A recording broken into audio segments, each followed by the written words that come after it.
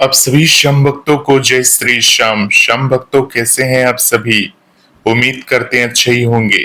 श्याम भक्तों, जिंदगी में कुछ ऐसे पल आते हैं जब लगता है कि सारी राहें बंद हो चुकी हैं। कर्ज का बोझ, समाज का ताना और टूटती उम्मीदें इंसान को अंदर से तोड़ देती हैं। लेकिन तभी एक नाम, एक शक्ति, एक विश्वास का दिया जलता है जो हर अंधेरे को रोशनी से भर देता है।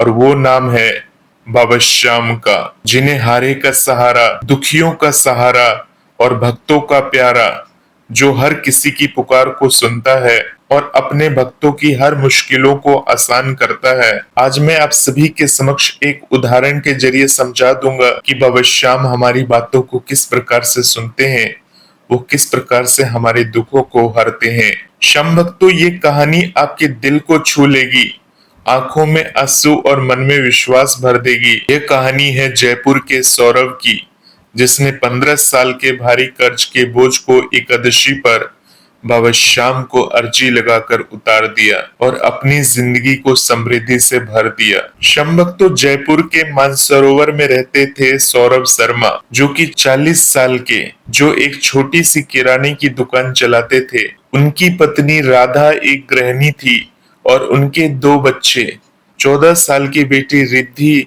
और 10 साल का बेटा सुमित स्कूल में पढ़ते थे। सौरभ का जीवन कभी सुखी था, लेकिन साल 2010 में उसके पिता की मृत्यु के बाद जब सब कुछ बदल गया तो पिता के इलाज के लिए सौरभ ने 5 लाख रुपए का कर्ज लिया था और अपनी दुकान को बढ़ाने के लिए 10 लाख का और कर्ज लिया। लेकिन दुकान में मुनाफा नहीं हुआ और ब्याज बढ़ता ही गया।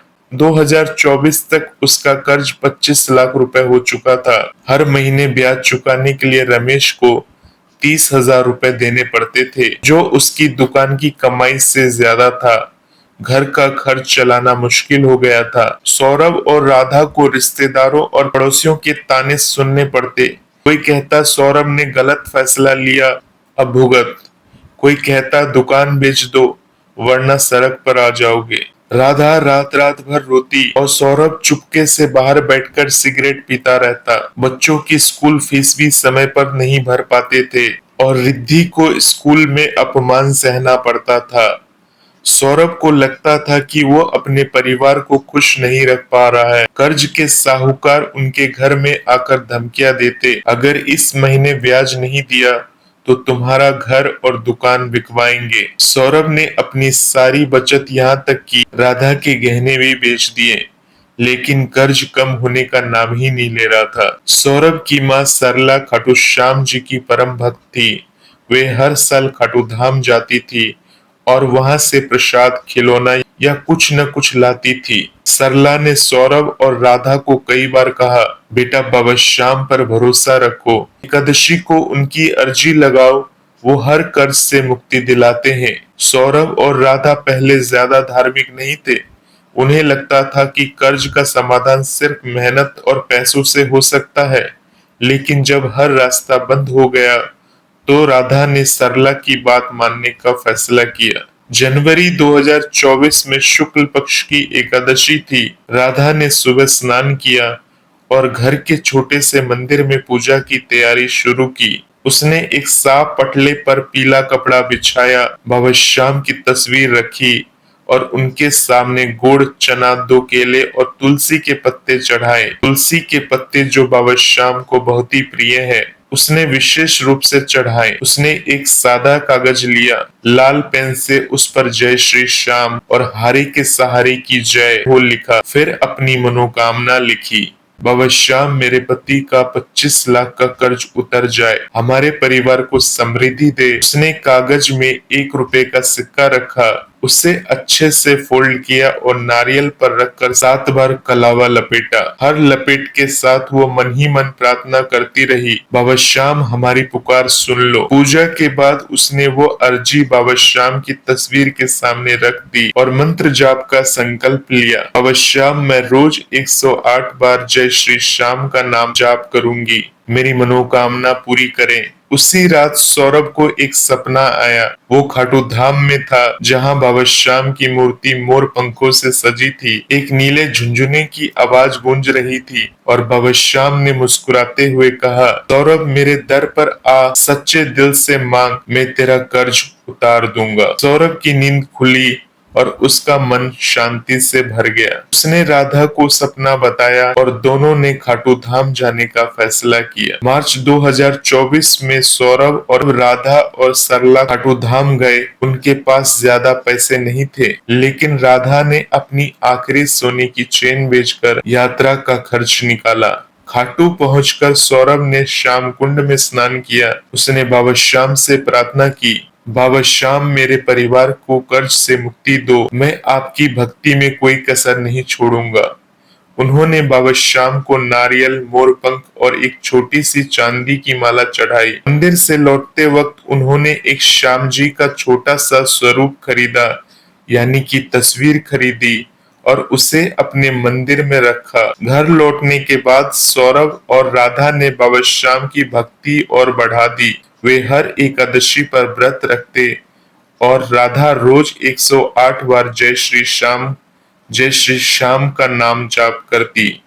एक दिन सौरभ की दुकान पर एक पुराना दोस्त विजय आया। विजय एक बड़ा व्यापारी बन चुका था और सौरभ की हालत देखकर दुखी हुआ। उसने कहा, सौरभ मैं तुम्हारी दुकान को अपना सुपरमार्केट चेन का हिस्सा बनाना चाहता हूँ। तुम्हें मैनेजर की जॉब दूंगा और तुम्हारा कर्ज चुकाने में मदद भी करूंगा। सौरभ को विश्वास नहीं हुआ, लेकिन विजय ने सचमुच उनकी दुकान को अपने बिजनेस में शामिल किया। सौरभ को 50,000 महीने की तनख्वाह मिलने लगी और विजय ने उनके कर्ज का 1 लाख चुकाने में मदद की। राधा ने इसे बाबा श्याम की कृपा माना। उन्होंने अपने घर में एक छोटा सा भजन कीर्तन शुरू किया, जिसमें पड़ोसी भी शामिल होने लगे। धीरे धीरे सौरभ की दुकान फिर से चलने लगी और 2025 तक उसका सारा कर्ज चुक गया। आज सौरभ एक सुपरमार्केट के मैनेजर हैं और उनकी अपनी दुकान भी अच्छा मुनाफा दे रही है। बच्चों की पढ़ाई फिर से शुरू हो गई और परिवार में खुशियां लौट आई। सौरभ और राधा हर साल खाटू धाम जाते हैं और वहां भंडारा करवाते हैं। राधा हर उस व्यक्ति को जो कर्ज से परेशान है एकादशी पर अर्जी लगाने की सलाह देती है। वो कहती है कि बाबा श्याम की अर्जी कभी खाली नहीं जाती। सच्चे मन से मांगो तो बाबा श्याम जरूर सुनेंगे।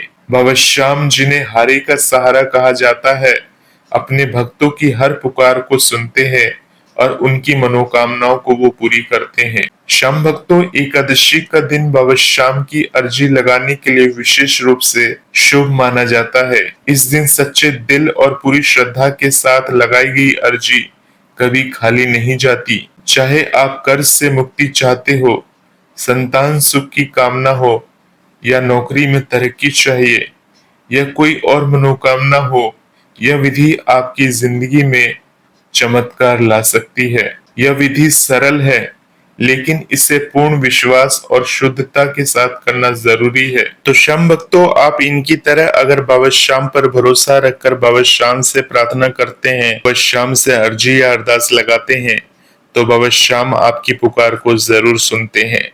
बाबा श्याम को इसी प्रकार से रिझाते रहिए, बाबा श्याम को इसी प्रकार से मनाते रहिए। मिलते हैं श्याम भक्तों एक नए वीडियो के साथ। तब तक के लिए आप सभी श्याम भक्तों को जय श्री श्याम, जय श्री राधे।